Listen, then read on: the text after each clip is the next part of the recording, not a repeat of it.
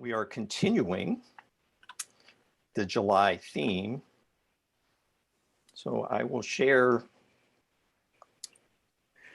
the show up to now, so to speak. Our annual theme is timeless wisdom and evolutionary vision. And as relates to the July theme pulled by vision, and the message today is your commitment greater than your resistance? The timeless wisdom piece, first of all, this is contributed to us by Reverend Rafe Ellis, spiritual director at Sierra Center for Spiritual Living in Grass Valley, California. And what he has shared is that the timeless wisdom aspect of this message is one of direct revelation. Meaning, is the practice of the principles of consciousness, of liberation, of circulation, of compassion, is that a direct revelation? And the answer is, in our teaching, it absolutely is. As an individualized expression of the ultimate reality, you have direct access to the wisdom and intelligence of that ultimate reality. It flows through you, it surrounds you, it indwells you, it propels you, and it does that to the degree to which you become conscious of that, of living spirit within you. The evolutionary vision: do you envision humanity awakening to its spiritual magnificence and discovering the creative power of thought? Do you envision a world in which all beings discover their own personal power and ability, and they do so to create an individual life, your individual life, that works within a world that works for everyone? And then, we've heard this phrase, you can be pushed by pain or pulled by vision. And, part of this month is an opportunity to revisit vision and revisit your vision and revisit the spiritual practice of visioning. And to the degree that you're doing this, you are pulled forward by vision. And this opportunity this month is to revision, perhaps, or to replace the vision that you caught before, or to redo it, or to update it. In any case, to gain some clarity around vision. And then we come to today's message. Is your commitment greater than your resistance? Meaning, is there any resistance you're having to transformation? Maybe not, or at least maybe not something that you're all that aware of. Does your vision, mission, and purpose bring up anything unlike itself? And just to remind you, metaphysically, at least in the context of our teaching, vision refers to a being or a quality, sort of an inward feeling. Mission is what you do. It's the action, the activity of your vision. And purpose is that motivation behind your vision, at least that local earth plane motivation. Why am I doing this, right? And then finally, the science of mind point of view, as you invite the larger life, that highest vision, to be known in your individualized human awareness, as you do that, you open to new ideas, you open to new expressions and experiences, you open to new connections, those bridges in your mind to the mind of the infinite. When this came up, I was like, well, there were some assumptions being made in this message, even in the title of this message. The first assumption is that you have some conscious commitment. And the second is that there is a resistance to that commitment. And neither of those things might be true for you or for me. So where are we in the general context? Well, first of all, I'll sort of paraphrase Ernest Holmes in saying that there is one organizing principle back of all individualized organizing principles. So if you will, for a moment, consider that you are what created you as you are now is an organizing principle. And there is one great organizing principle that is creating all of these organized principles. And that organizing principle is in a constant state of growth, of expansion, of evolution. Now, the through line for the individualized aspect of this organizing principle is soul, what we call soul. So your soul is part of one soul, and that soul is in a human phase of its journey. Your charge, if you will, and it's whether or not you're conscious of this charge, is to advance your soul. And you are advancing your soul by circulating as much good as you can. Now, you are inherently good, have within you an infinite amount of good, for at your essence, you are pure spirit. So just continuing some basic science of mind reminders here. And you are here now, or there now, or anywhere by a kind of divine appointment, right?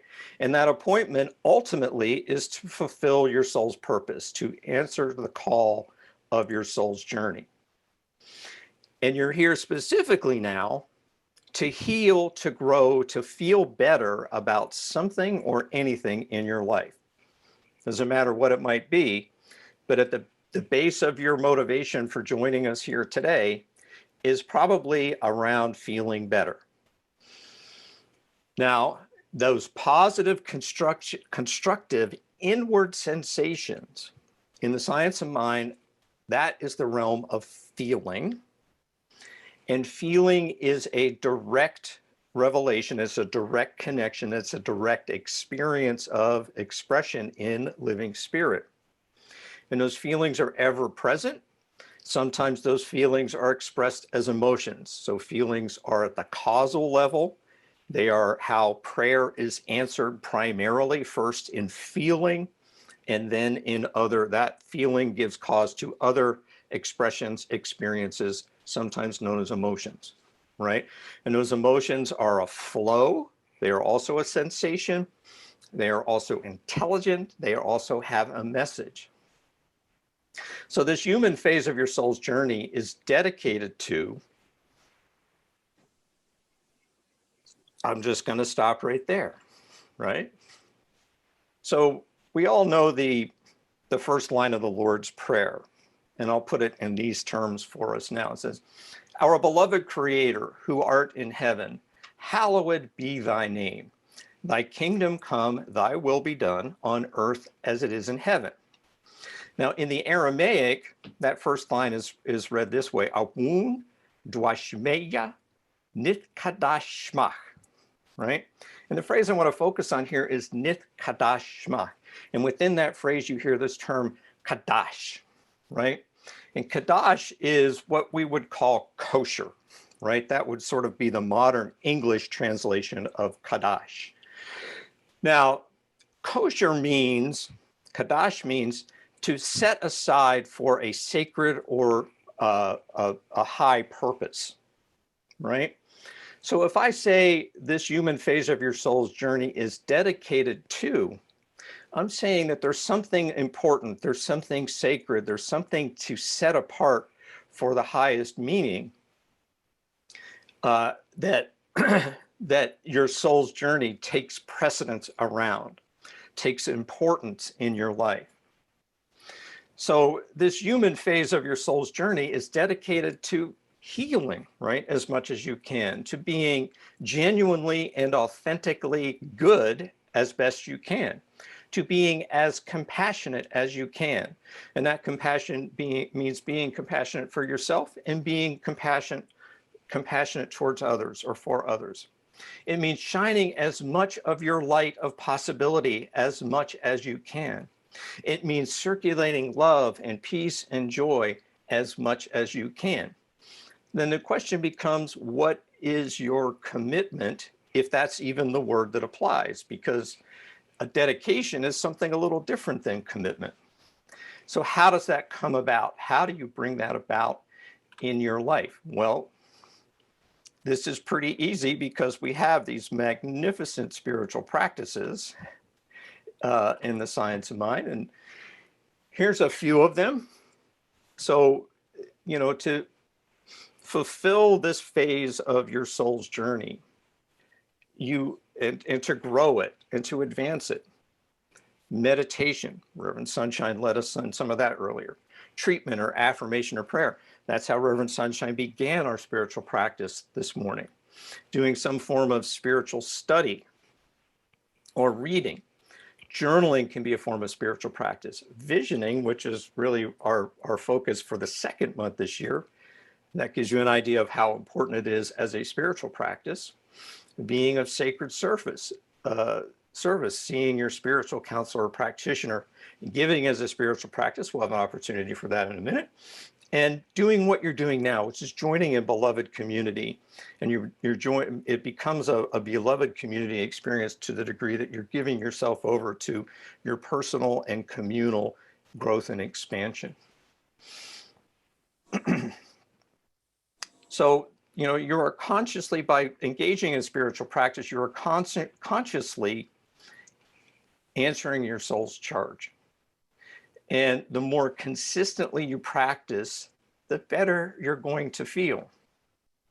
And in July, we talked about vision and revision. And really, there's two aspects to this that I want to highlight right now. And that is that, there's something I would call the grand vision, this big idea for your life, right? This idea that is overarching, that gets your attention all the time. That's the thing that you're focusing on, moment by moment, day by day, week by week, month by month, year by year. And then there's this vision that happens more frequently, something that is more everyday, and the thing that I would refer to as a mini visioning, because it really just gets at the essential aspect of visioning, and that is asking yourself two questions. What's God's highest idea for this moment, for my day, for this life, for this relationship, for this organization, for my job, for my career, for my family? What's God's highest idea? Sitting with that, being receptive to that. And then as you are receptive to that idea, no matter what it is, then what is the quality? What is the character? What is the feeling of this idea? And again, this is something that I do many times throughout the day. What's the God idea here? Just rest with that for a breath or two. And then try to figure out, well, I don't have to figure it out. What's the quality? What's the feeling? What's actually happening in my being, in my surroundings? And so therefore, the qualities then, and the first one I want to highlight is affluence, to be in the flow of spirit. But these could be any of these qualities, right? And even if you have this grand vision for your life, and I think everybody does to some degree, the way that vision comes about is generally not in one big leap. The way that comes about is little by little, kind of bite by bite, step by step. And the realization of it and the frequency, the multitude, the depth of that vision, of realizing that vision, is advanced as you do this spiritual practice time after time, each time with a consciousness that is slightly more evolved, that is slightly more open. So that brings us back to the theme, right? Your vision, or anything positive arising from your spiritual practice, that tends to advance your soul's charge, right? So these are the practices that apply that principle, that move your soul, that advance your soul, that grow your consciousness. And then the choice you're making, either consciously or sometimes unconsciously, you're just sort of intuiting or being guided, I'm going to say, in a certain direction, is that do you want to best honor and appreciate this phase of your soul's journey? Do you want to apply your best efforts? And therefore that vision you catch and catch anew, because you're doing this repeatedly, right, as a spiritual practice, really that's just one facet of your best efforts, but it's an important one, isn't it? So this commitment versus resistance, I'm not a big fan of binaries, as you know. And as I mentioned earlier, I'm not assuming that you have a conscious commitment to anything, and therefore I'm not assuming you have any resistance to anything. But I do want to point out this quality, come back to this quality of affluence, to be in the flow. And so everyone knows about electricity. If not, I'll remind you that, you know, in an electrical circuit, there is what we call a flow of current. This is actually thought to be an electron exchange, meaning electrons are actually moving through the circuit. And there is an inherent resistance to that flow of current. And we have a device called a resistor. Why would we ever want to resist the flow of current? Well, that's another subject. But a resistor really just takes the part of that flow of electrons, that current flow, and turns it into heat. It removes energy from the circuit and turns that into heat. So when there is low resistance, when there's high resistance, there's a low flow of current. And when there is low resistance, there is a high flow of current.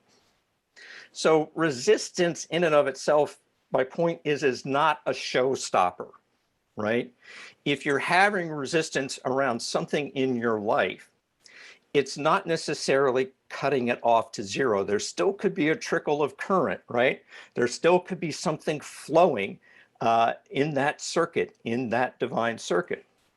So understand that resistance is really just part of the process. And therefore, your level of commitment is sometimes really a high flowing current, very low resistance, and sometimes your level of commitment is a very high resistance, a low flow. But either way, there's a flow going on, there's progress being made. And resistance might take many forms or be felt or identified by you in different ways, meaning you might have a hesitance, you might have a reluctance, there might be an impedance, there might be a defiance, you might have an aversion to, there might be dissonance, there might be inertia, there might be obstruction, there might be opposition, there might be unwillingness or apathy, or there might be some unhealed wounds or some stinking thinking of fear and lack and limitation and scarcity and density. So whatever form that resistance might take, that's okay. It's not stopping the flow, it's just reducing it a little bit. And as you heal around those resistances of any of those forms of resistance, that flow increases, right? You are more in that divine flow. The analogies of Sufi poets are pretty astonishing. This is from Hafez. It says, we should make all spiritual talk simple today. God is trying to sell you something, but you don't want to buy. That is what your suffering is. Your fantastic haggling, your manic screaming over the price. Pretty fantastic stuff. So around matters of spirituality, you know, all of that haggling that goes on is quite natural. And therefore, how do you handle that? Do you beat yourself up over it? Not so much. Sun Tzu, author of The Art of War, said, supreme excellence consists in breaking the enemy's resistance without fighting. Well, what if that enemy is you? So I put it this way, supreme excellence consists in breaking your resistance without fighting. So part of what I'm trying to point out today is that you don't have to add insult to injury if you're discovering that you've got some resistance around your commitment to grow, your commitment, in this case, to your vision. So in all things, have a compassion for yourself to begin with, and then use those spiritual practices.